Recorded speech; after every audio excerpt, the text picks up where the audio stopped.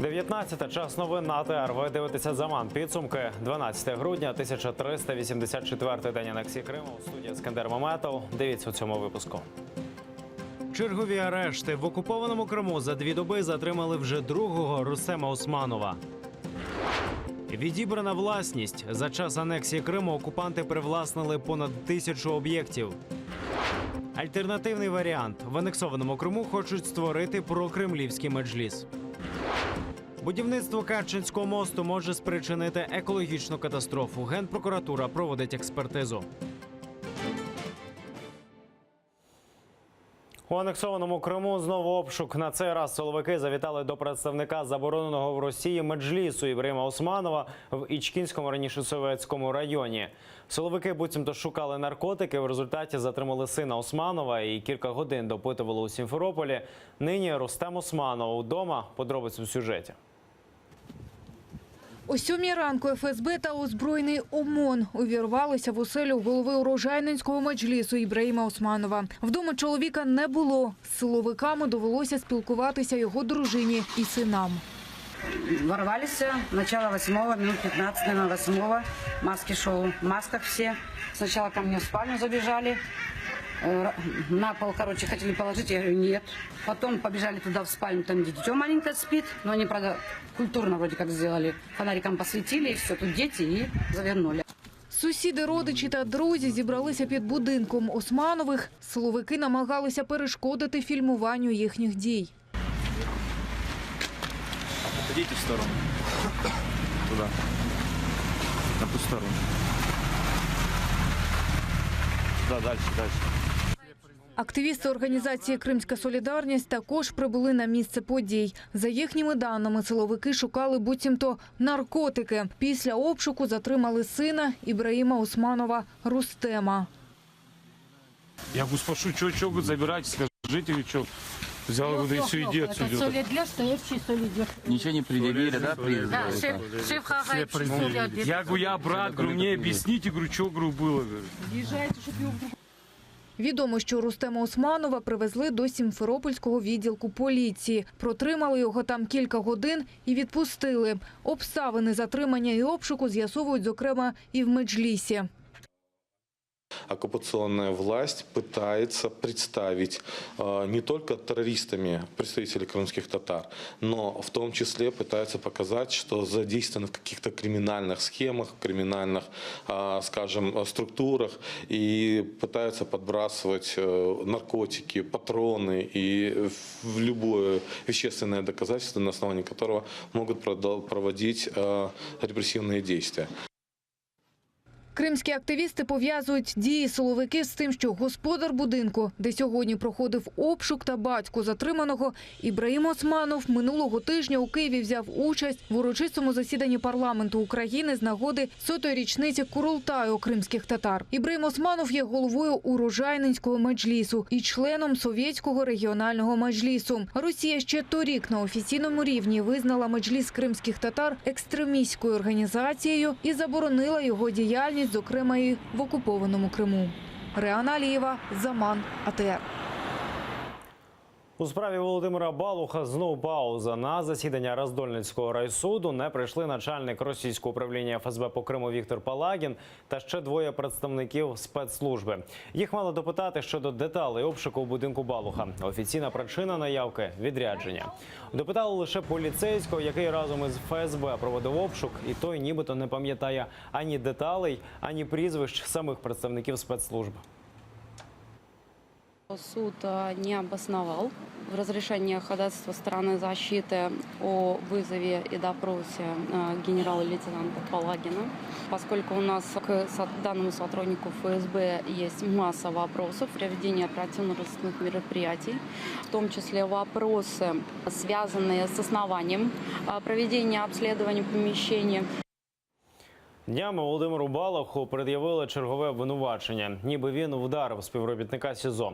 Балуха затримали рік тому. ФСБ закидає йому зберігання патронів та тротилових шашок. Правозахисники переконані, справжня причина арешту – вивішений український прапор на подвір'ї. У серпні Володимира Балуха засудили до 3 років і 7 місяців колонії суворого режиму та штраф.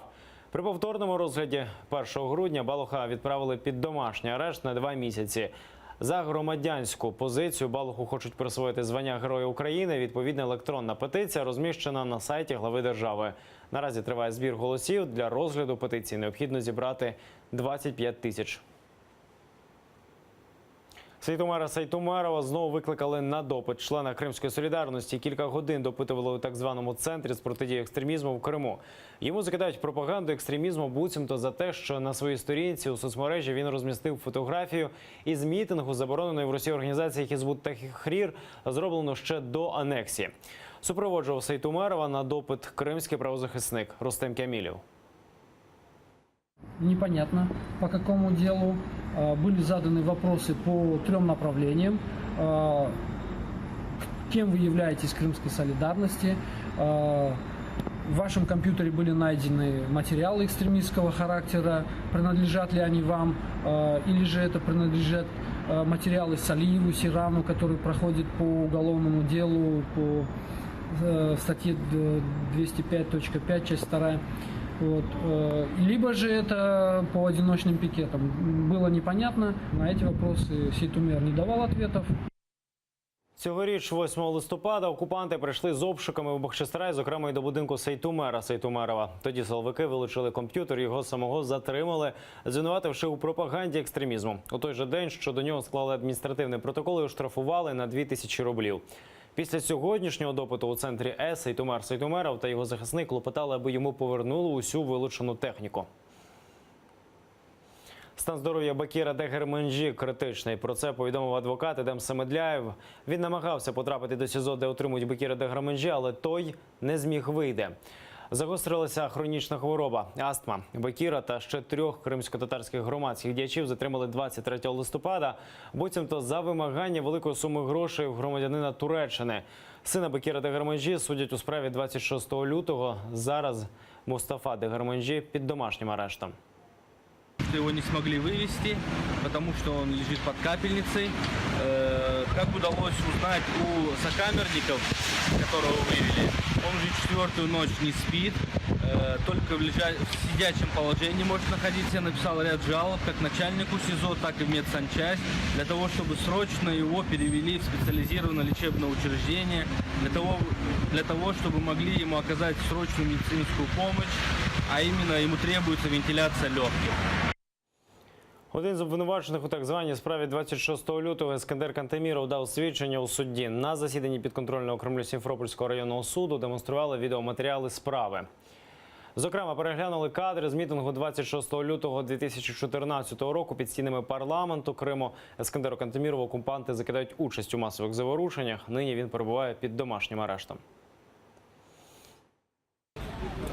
Он пояснил, что действительно было у него несколько конфликтов с участниками митинга, в результате которого была драка. Во втором случае он единственное, что сделал, там ударил по шапке, избил шапку. Никаких массовых беспорядков он не участвовал.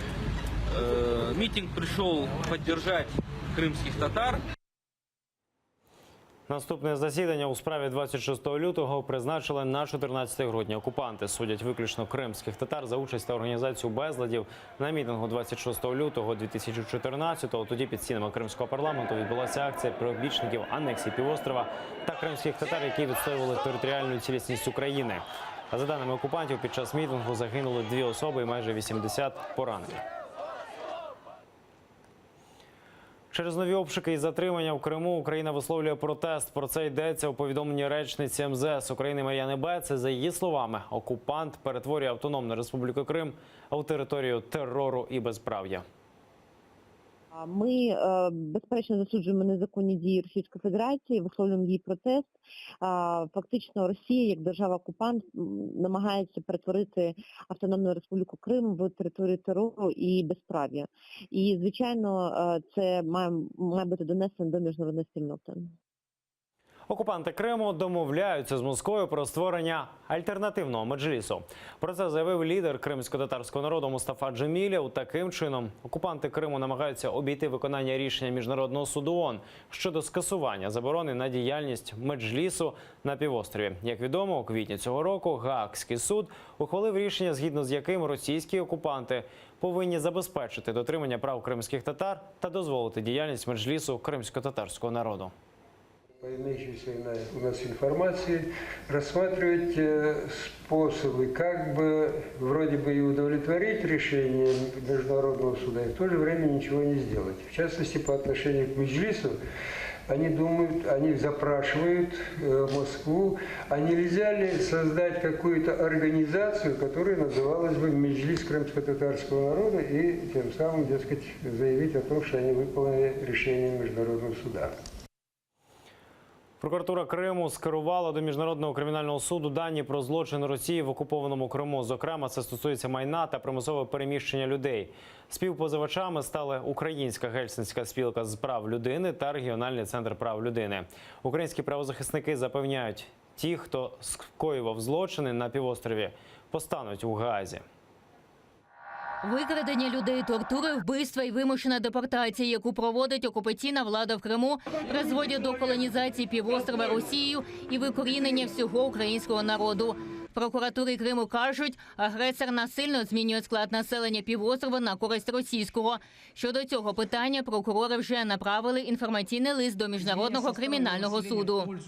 Актуальность и серьезность этого преступления обусловлено тем, что оно влечет за собой изменение демографической ситуации всего полуострова Крым, изменение состава его населения в пользу граждан Российской Федерации и вытеснение, а возможно и полное искоренение проукраинского населения, также всего украинского, что есть в данный момент на полуострове Крым. Лідер кримсько-татарського народу Мустафа Джемілєв заявив, корінний народ півстоліття боровся за повернення на батьківщину в Крим. І ось тепер нова окупація і повторення політики примусової депортації. За 3,5 років анексії через тиск агресора з півострова на материк вимушено переїжджають кримські татари, а також українці. Натомість Росія вже завезла на півостров до 1 мільйона людей. За 3,5 года оккупации население Крыма выросло на 10%. Это, обратите внимание, при постоянном превышении уровня смертности над уровнем рождаемости. А, кстати говоря, после оккупации, в связи с тем, что в оккупированном Крыму состояние медицины почти нулевое, смертность увеличилась где-то 1,7 раза, многие болезни увеличились в 2 раза. До Гаазького суду передали матеріали про привласнення Росії українського майна в окупованому Криму. Генпрокуратура України отримала відомості щодо націоналізації Росії українських приватних і державних підприємств, а також приватних володінь на півострові. Захоплення на півострові більше ніж 4 тисяч українських підприємств. Загальна оцінка збитків, завдані такими діями державі Україна, гільдія оцінювачів України визначає в попередній сумі більше 1 трильйона гривень. За словами генпрокурора, вже проведені необхідні процедури, щоб оголосити це майно заарештованим. Водночас, за зверненням потерпілих, вже накладений арешт на майно на суму більше 1,5 мільйона гривень. При цьому представник Української Гельсінської спілки Олександр Павлюченко заявив, що зараз варто покращити програму захисту свідків, аби в подальшому люди могли свідчити за цими справами. Ельвіна Цидбулаєва, Сергій Карапищенко, Заман, АТР. Обшуки, арешти і затримання вже стали буденністю в окупованому Криму, звітують українські правозахисники. Тема порушення прав людини головна на першому заході, присвяченому річниці Загальної декларації прав людини у Києві. Її 10 грудня, 70 років тому, ухвалила Генасамблея ООН. Захід триває і нині в американському домі. Серед запрошених гостей – лідери кримських татар Мустафа Джемілєв, Ахтем Шейхоз та Ільмі Умеров. Наша Оксана Гуцул нині перебуває там. Дізнаємося в неї останні подробиці. Оксано, тобі слово. Власне, зустріч з колишніми політв'язнями продовжується. Починали ж вечір з вступного слова посла Сполучених Штатів в Україні Марії Іванович. Вона привітала колишніх політв'язнів і закликала українців не боятись боротись за власні права. Власне, лідер кримських татар Мустафа Джемілєв згадав про свою історію. Також говорив про те, що через систематичні порушення прав людей на окупованому півострові люди змушені покидати домівки і втікати звідти. Колишні політв'язні Ільмі Умаров та Ахтем Чийгоз, власне, теж розповідали про свої історії, про історії своєї боротьби за власні права, за права свого народу. Також говорили про те, що дуже важливо є привернення уваги міжнародної спільноти до проблем кримських татар та до проблем самої окупації півострову, оскільки це не дає окупанту здійснювати більш рішучі дії на півострові щодо приниження прав людини в Криму.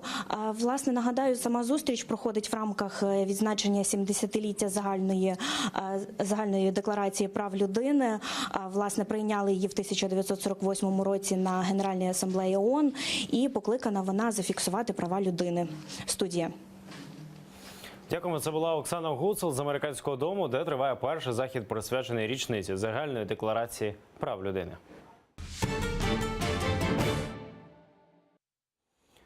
Окупаційний збір, голова прокремлівського уряду Криму Сергій Аксьонов розпорядився про підвищення цін на комуналку. Здорожчання життя на кримців чекає у наступному році двічі – 1 січня та 1 липня. Приблизно на 15% сукупного платежу за комунальні послуги. Від початку цього року тарифи на комунальні послуги у Криму вже збільшилися більш ніж на 10%. З нового року вкотре без світла. Підприємство «Крименерго» підконтрольне Росії оприлюднило графік планових відключень електрики на півострові. Причина, мовляв, ремонт електрообладнання, тож кримчани сидітимуть у темряві з 8 ранку до 5 вечора. Раніше окупаційний очільник Криму Сергій Аксьонов обіцяв, що нестачу електроенергії покриватимуть за рахунок комерційних та промислових об'єктів. Відомо, що материкова Україна не постачає електроенергію на півострів з грудня 2015-го через пошкодження електроопор на Херсонщині. Через будівництво Керченського мосту прокуратура Криму проводить експертизу щодо можливості екологічної катастрофи. Про це заявив генпрокурор України. За словами Юрія Луценко, якщо загроза підтвердиться, Україна звернеться до країн Чорноморського співробітництва для проведення міжнародного слідства. Ми плануємо звернутися до країн Чорноморського співробітництва, це до Болгарії, Грузії, Румунії, Турецької Республіки, з пропозицією створення в рамках Європейської конвенції про взаємну допомогу у кримінальних справах спільної слідчої групи для проведення досудового слідства, а потім і судового слідства щодо будівництва цього мосту. Як відомо, українська сторона вийшла з договору з Росією про будівництво мосту в 2014 році після анексії Криму Росією. Тим часом напередодні відновили рух Керченської переправи, але, як повідомляє російський Інтерфакс, працюватиме вона за фактичною погодою. Роботу переправу двічі в неділю ввечері та проти ночі в понеділок зірвав сильний вітер. Керченська переправа – єдиний транспортний коридор, який з'єднує Росію із анексованим Кримом. Згідно з українським законодавством, її використання заборонене як незаконний перетин кордону.